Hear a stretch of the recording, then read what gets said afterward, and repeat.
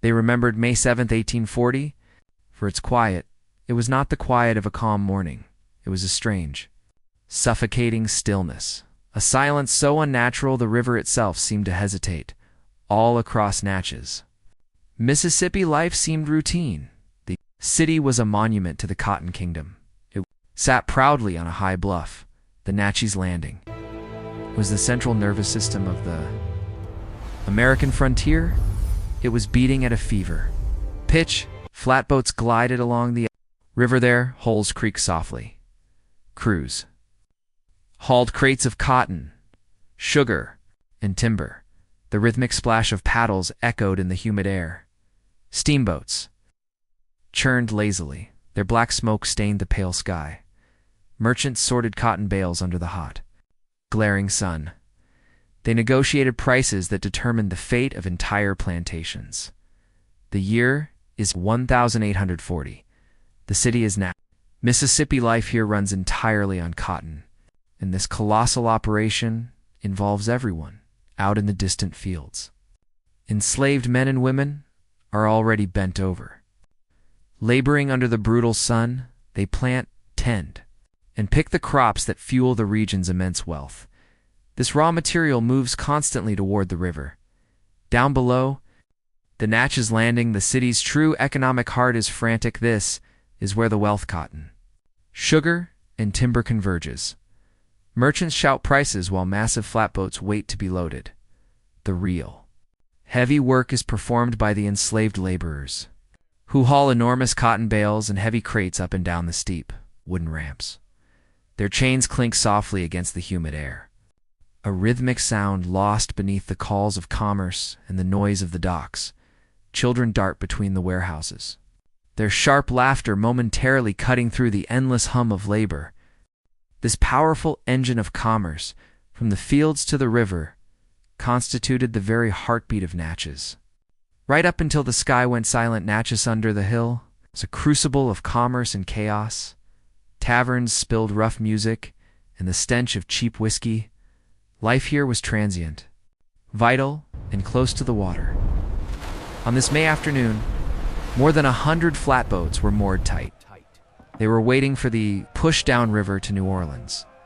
They represented fortunes from as far away as Pittsburgh and Cincinnati. On the bluffs above, Natchez residents moved with measured steps. Planters inspected goods. Overseers barked orders.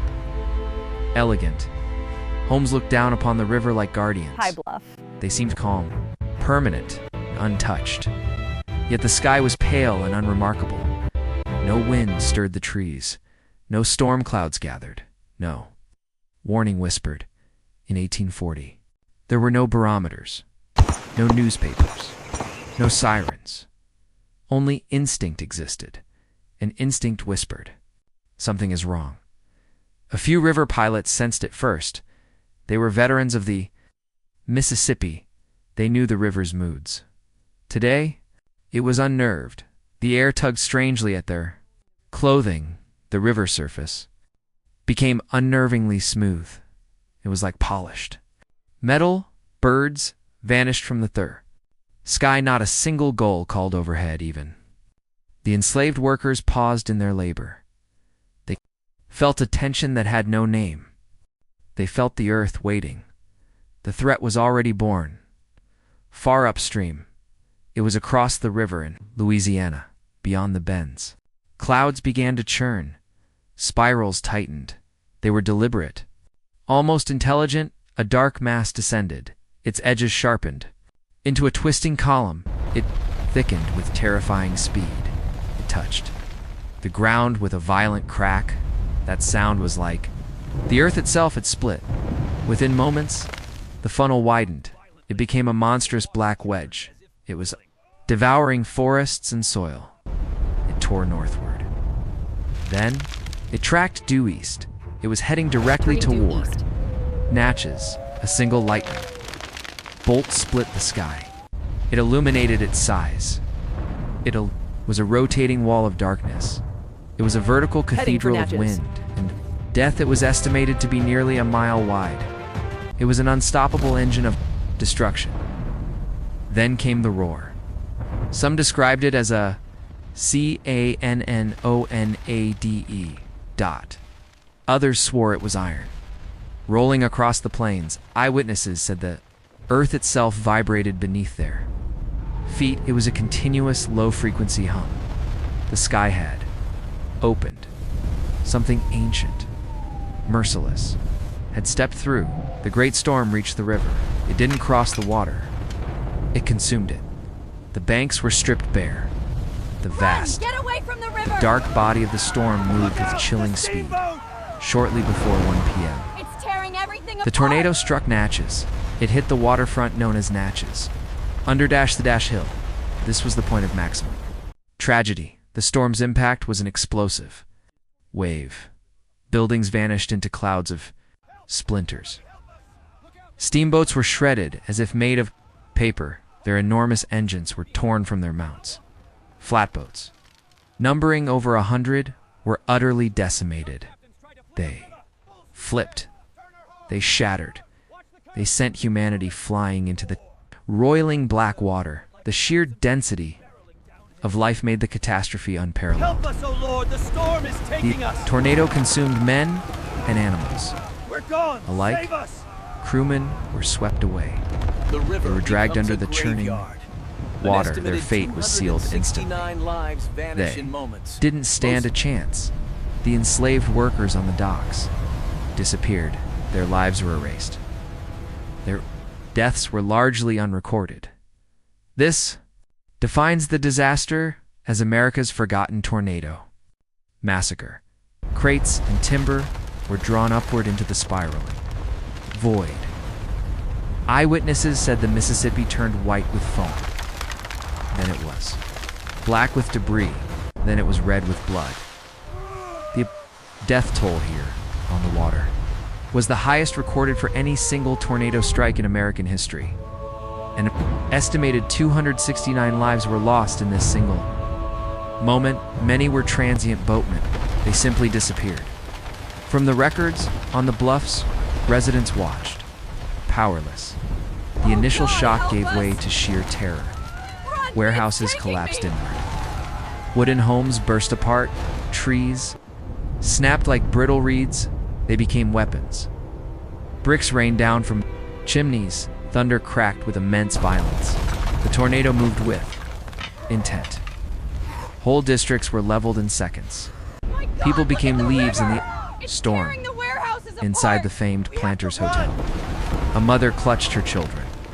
The roof lifted and vanished. The hotel, a symbol of prosperity, disintegrated entirely. One newspaper wrote, "Our devoted city is in ruins.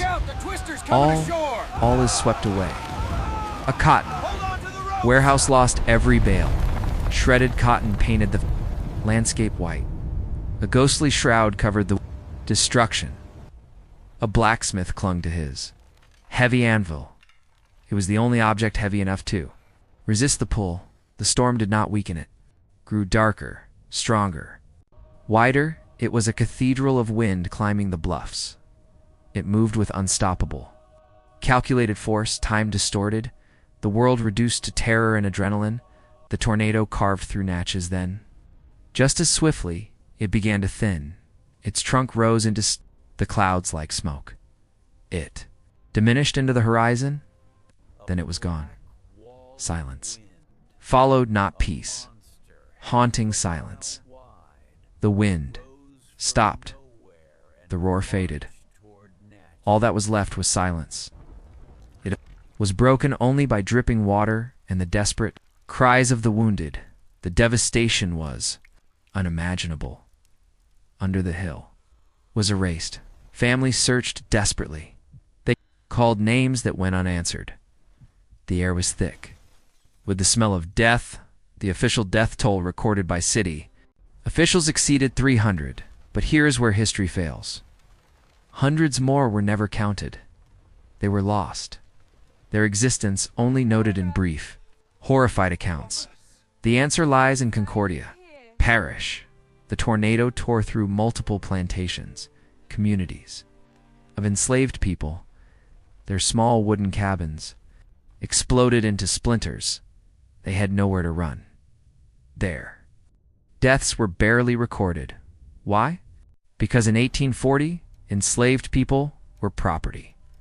Their destruction was a financial loss, not a human tragedy. One plantation owner later filed an insurance claim that included slaves. No names, just numbers. The official number is incomplete. It barely scratches the surface. Modern historians estimate the true toll could be as high as 500 or more.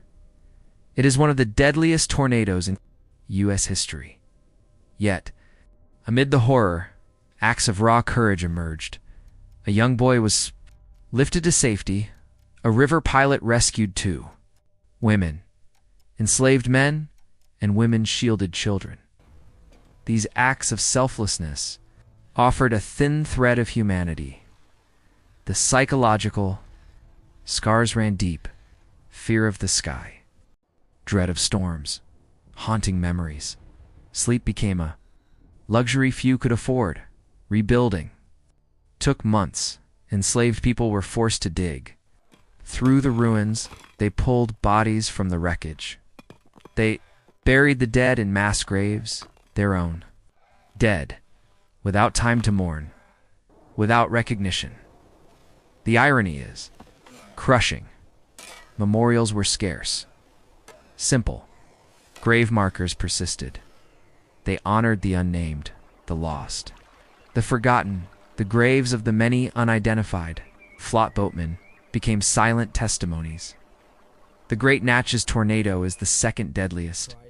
We remember the Tri-State Tornado, but Natchez, barely a footnote. Part of it is timing, part of it is location, part of it is who died.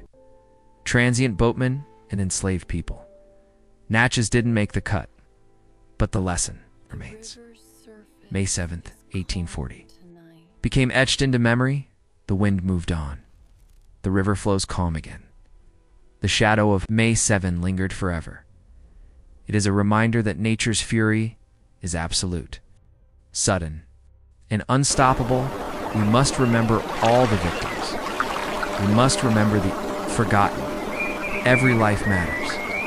If we only tell some stories, we are repeating the injustice of history.